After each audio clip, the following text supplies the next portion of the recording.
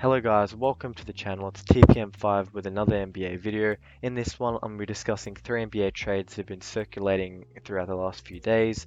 So without further ado, let's get started. As you can see by the video and also the thumbnail, the first player I'm going to be discussing is Caris LeVert in a trade that sends him to the New Orleans Pelicans in exchange for Thomas Satoransky's expiring deal, a young prospect in Jackson Hayes, and then 2 first-round picks in a second. One first-round pick being from New Orleans lottery protected, and the other one being the 2024 unprotected Milwaukee one. Now, this trade makes sense for the Pacers considering that they're heading into a mini rebuild as stated by their ownership. They're currently at a 17-29 record, as close as they are to the Detroit Pistons in the 14th seed as they are to actually being inside of the playoffs. So obviously they've been in trade rumors, as a team, a selling team, and they've been asking for a good young player and 2 first-round picks for Caris LeVert, and that is actually what this deal is.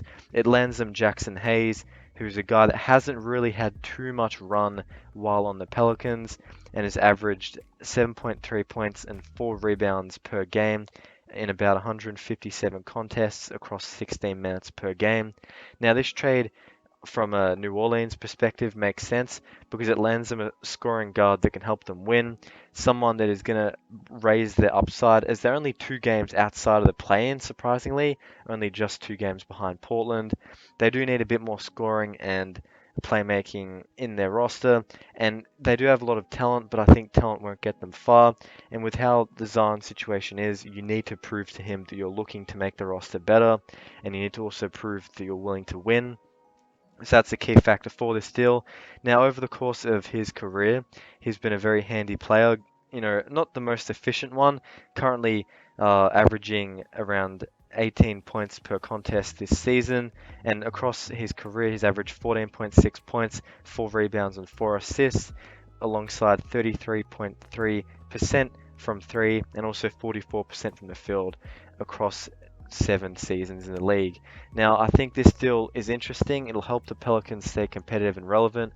Now, as you guys can see by this graphic, I'd heavily appreciate it if you subscribe to the channel, and I'm going to make many more trade rumor videos, so I'd love for you guys to be around for them. But that's enough of the Caris LeVert trade rumor. Let's talk a bit about Christian Wood in a deal that sends him to the Minnesota Timberwolves in exchange for the expiring deal of Taurean Prince, a young player in Jaden McDaniels, and then 1 first-round pick and then 2 second-round picks all this year, which will help them form their rebuild and also get them some youth. Now, Christian Wood is 26, so he doesn't fit their age demographic, but the Houston Rockets do have some time to field out some offers and see what they like. Now, Christian Wood as a player is someone who can set some ball screens and is also able to beat defenses as a roller or a pick and popper, being the popper in that situation.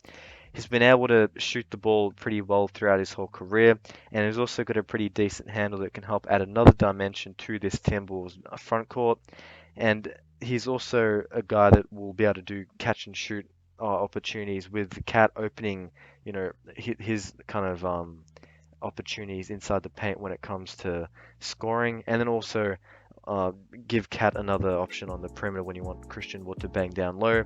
Now, there is issues when it comes to Christian Wood on the inside because he doesn't have that frame that Cat does, but again, Cat can kind of stand back in the paint. Meanwhile, Christian Wood has had some comfort going out into the perimeter, which will give this team some relief as well, as they'll have a big guy that is rather proficient at going into there. Now, throughout his career, he's averaged 13.7 points across his career ranging back to the 15-16 season. He's someone that can shoot the ball at a good level, as I mentioned before, currently shooting the 3 ball at 37% during his season with the Rockets. This makes sense for the Timberwolves as it'll help boost their offense that has been holding them back, as they're currently 18th out of 30 teams, while their defense is rather good in the top 33% of the league at 10th out of 30 teams. As for the Houston Rockets, they get some picks to kickstart their rebuild, and they get off of an asset that they're most likely not going to keep as he heads into his prime, as his contract expires, and it gives them a chance to really bottom out. And Christian Wood is someone that is going to be winning them quite a few games if you look at win shares, and he'll be someone that I think it'll be hard to let go of, but it's something they have to do.